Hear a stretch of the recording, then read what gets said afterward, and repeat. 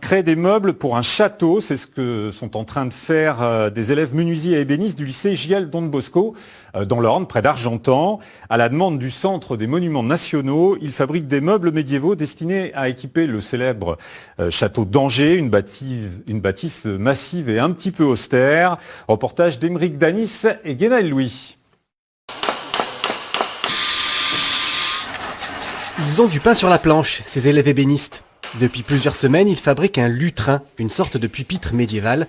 Ici, la méthode de fabrication est traditionnelle. Tout à la main, sans les machines, avoir vraiment ce côté ancien qu'on veut avoir, travailler avec du bois vieux. On finit de cheviller toutes les parties tenonnées. On garde les serre-joints pour maintenir le serrage des assemblages à tourillon. On orientera à chaque fois ce serre-joint-là. Le projet est ambitieux.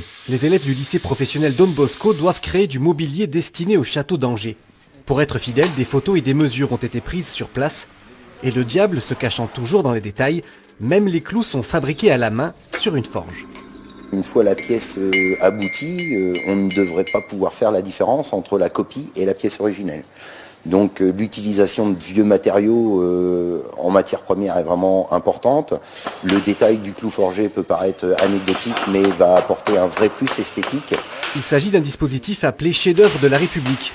À la demande du Centre des Monuments Nationaux, 7 établissements scolaires du Grand Ouest sont chargés de meubler le célèbre château d'Angers, datant du XIIIe siècle.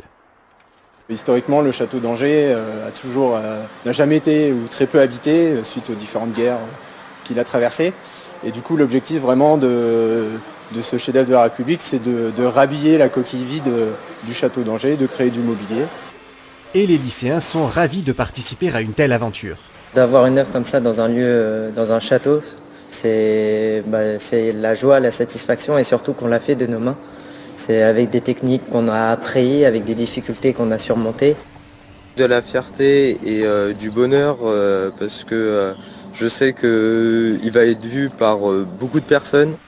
La livraison des meubles est prévue pour le printemps. Ils seront exposés au château d'Angers à partir de l'été 2025.